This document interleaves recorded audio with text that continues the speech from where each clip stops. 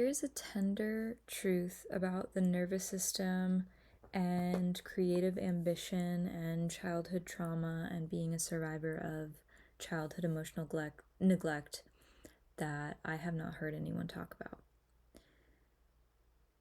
This video might be for you if you are a survivor of childhood emotional abuse or neglect, and you are also a creative, ambitious person. Also, sorry for my tiredness. I'm not really tired. I'm just surging with creative inspiration. It's 4:30 in the morning. I have not slept. Y'all know how it is. Y'all spiritual, open channels, creative people. You know how it is. We're creatures of the night. We have these nights, okay? So let that speak for my eye bags here. I'm wearing them proudly. I'm a creature of psychic depth. Okay? Feel my message through the screen. Okay. Feeling a little better about myself right now. So again, this is going to be for you if you are, oh, there goes a fuzz. Did you see that? Yes, I think you did. If you are a survivor of childhood emotional abuse and neglect and a creative, ambitious person. All right, here we go. You know how when you're creating a project, it takes time to finish? You know how when you think of a video you want to make and you have to spend a few weeks gathering the cast to film. You have to spend time doing their makeup and doing their outfits. You have to spend time finding the right scene to film in. You have to exert energy walking around with the camera and shooting your shots and crossing the shots off your shot list or whatever. Creative projects take time, planning, resources. And the day that you get the divine inspiration, oh my God, I can see it all right now. Like James Cameron, when he had the dream of Avatar that inspired him to make the films, he did not make the films the day he had the dream. That dream was what inspired him to make the films. And imagine carrying that much creative energy and stewarding it throughout your whole life. That is devotion. That is devotion. God bless that man. I'm obsessed with the Avatar. They're my favorite movies. It's my favorite movie series, Avatar movie series. They go so deep for me. And the impact that I feel from those movies is, I don't know, adjacent to the impact that, like, your soul's gifts are going to have one day on someone's life. Maybe not in the same exact way, but in your own unique way. Like, we're all geniuses in the context of our own soul specialties, our own soul gifts, okay? So let me get to what I'm trying to say here. When you experience childhood abuse and neglect, it's very likely that you had experiences where your love, your affection, and your creativity, your life force, your inspired desires to dance and sing and create and share, those were all rejected. Very likely, if you grew up in a neglectful household. And think about how it feels to feel like your life force is rejected, like your creativity has nowhere to land, like your love and your passion doesn't have a place to flow, right? How does that feel? It feels grief-stricken, feels grievous. You feel bereft. You feel isolated. You feel physical pain because the emotional pain is so strong, it's physically uncomfortable. You're so alone. You're so lonely. You don't have that family, that warm family to hold you, to nourish your gifts, to receive your love. So it all turns back in on you, and you figure out a way to keep going. And you make friends with nature, and you talk to trees, and you become an artist, and you live in a very internal life. All that richness turns inward. You become a poet. You become a writer. You become an artist. You make worlds inside because you had nobody to give it to. You had nowhere to put it. And there's a lot inside of you. Fast forward, adulthood. You have your creative ambitions, you have your dreams, you have your things that you're passionate about. You want to be a life coach, you want to be an artist, you want to make a movie, you want to publish a book, you want to build a shelter for the homeless, you want to build a shelter for stray animals. Whatever it is you want to do, you have that ambition, you have your dream, you have your life dream, okay? Just like James Cameron couldn't make the Avatar series the same day that he dreamt the dream that inspired those films, you cannot create your dream the same day that you get the download. There are going to be days, and I'm sure you can already attest to this in your experience, that these days have happened and they will continue to happen. There are going to be days, and there have been days, right, where your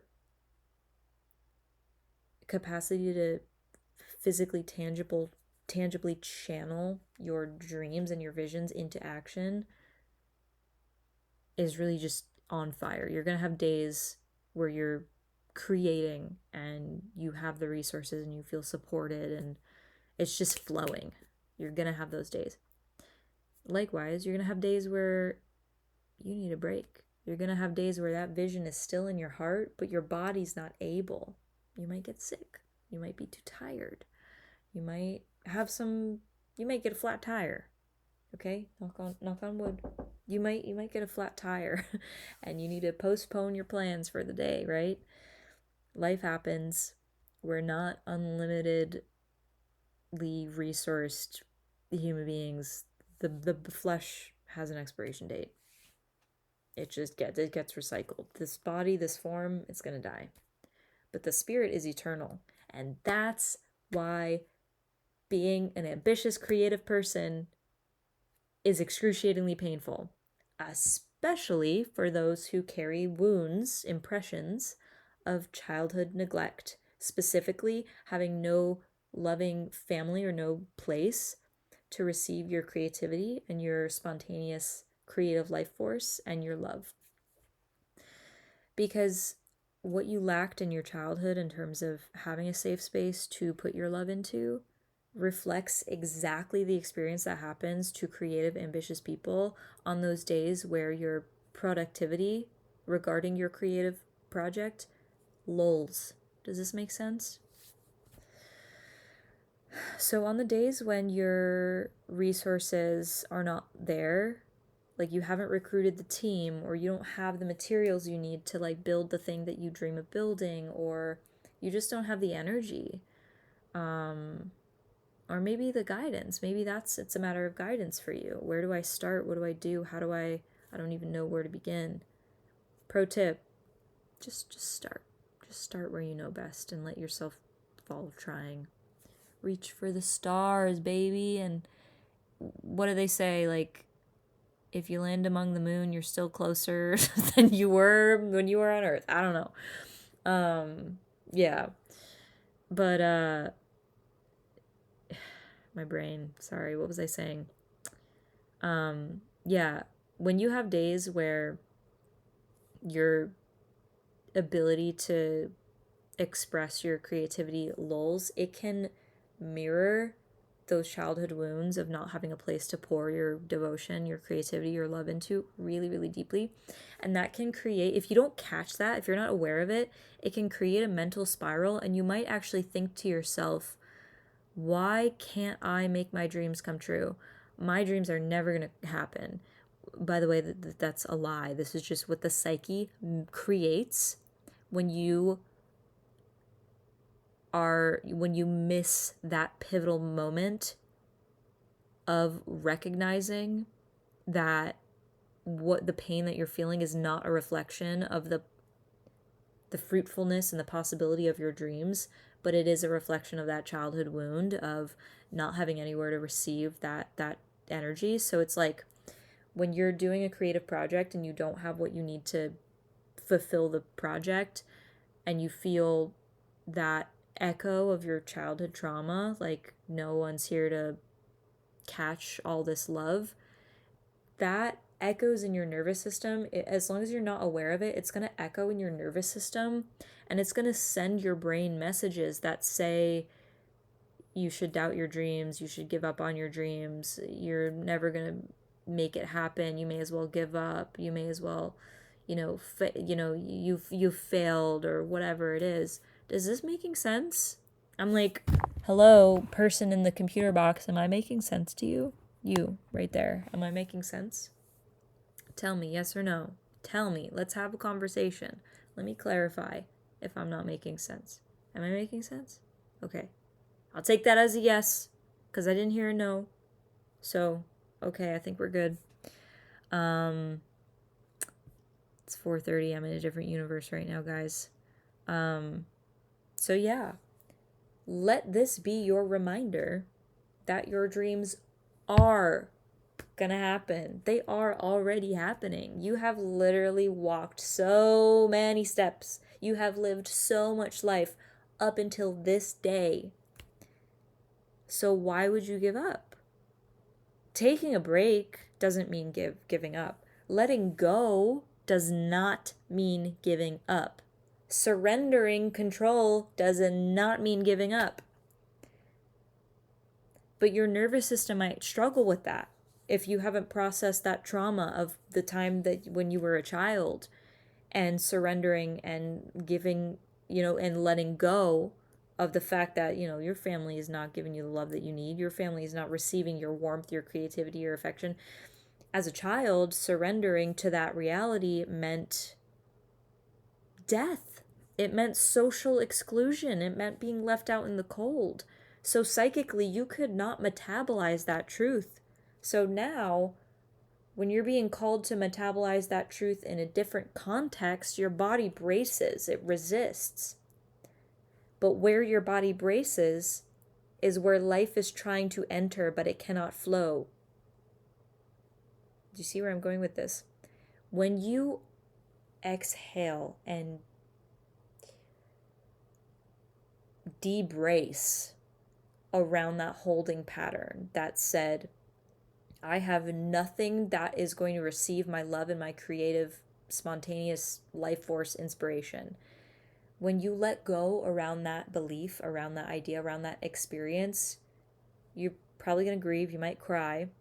But what's going to happen is it is going to free up so much goddamn space in your psyche to actually feel at peace next time you're in that liminal zone between seeing the tangible growth in your dreams and not seeing tangible growth in your dreams. Because it's a coaster, baby. It's up and it's waves. It's an ocean. You got to learn to surf. So I'm so excited for you. I hope that this gave you the exact insight that you needed. And I'm seeing a vision of a pin popping a balloon. And I hope that this was the message that helped pop whatever balloon was getting in the way of you walking forward on your path without tripping on a balloon. It is now 4:41 in the morning. Yeah. Your dreams are still real. They're still happening. They're on their way. And do your inner child a favor and hold him or her and tell him or her that it's okay.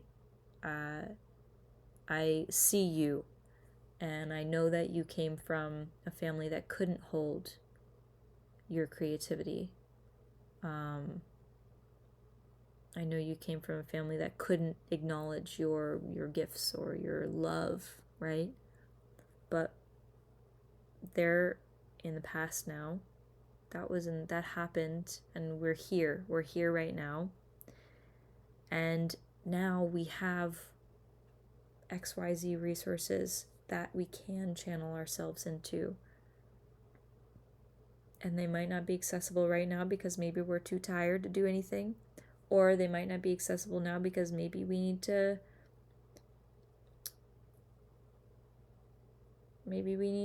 acquire something. Maybe we need to go pursue something, go find something. Maybe we need to just rest and wake up tomorrow and start again, right? But that doesn't mean that the dreams are inaccessible, right?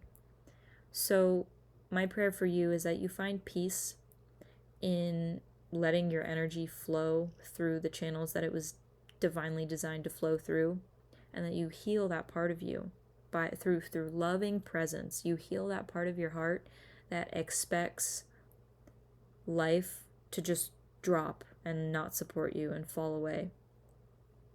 This is a huge, huge, huge thing. It's huge, I think, for me and probably for a lot of people, but I've never named that before.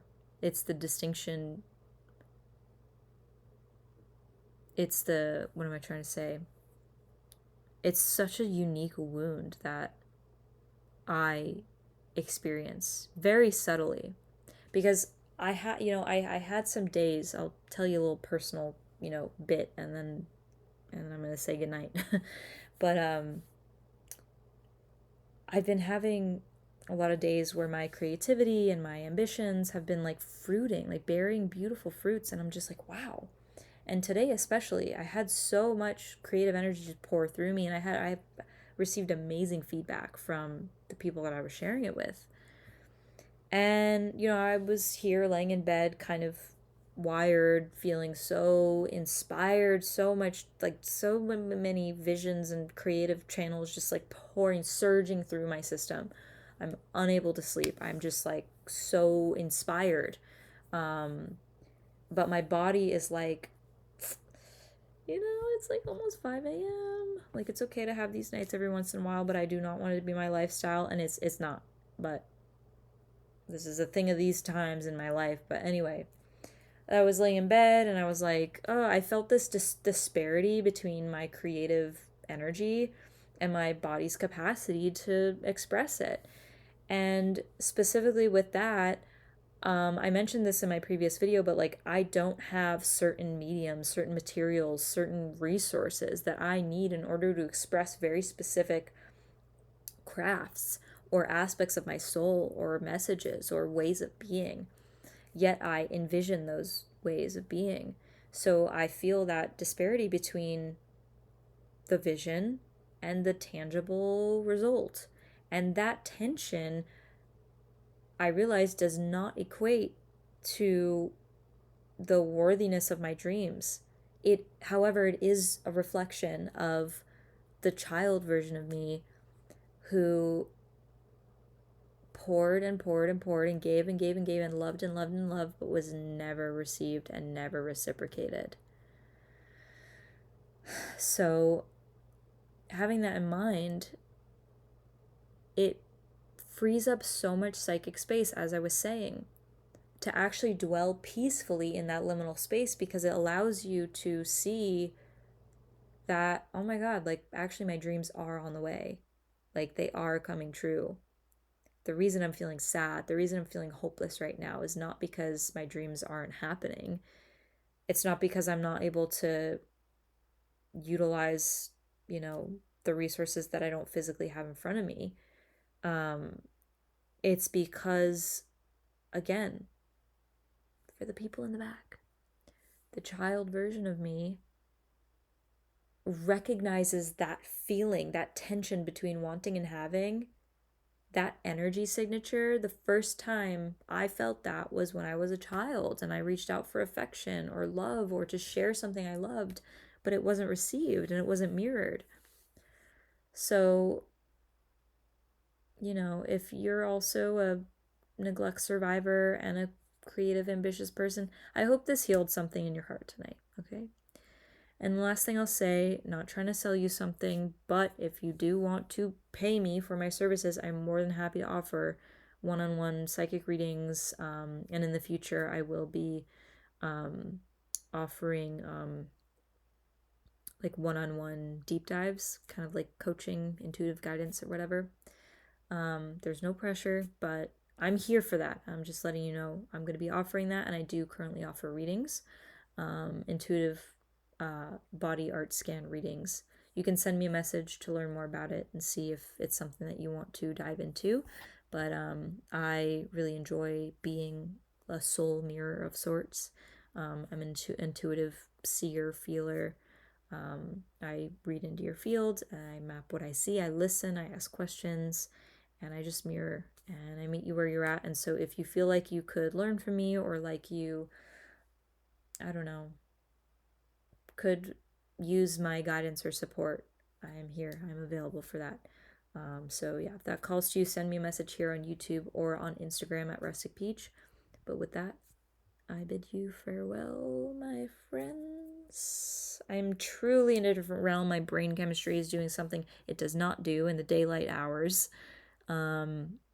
All you night owls, I'm sure you can maybe relate to this, but I'm like, wow. The psychic senses are surging in some kind of way, man. I like it. Maybe it's the labradorite doing something to my brain, but I don't know. I play. I've been wearing these for days. Anyway, good night, my friends.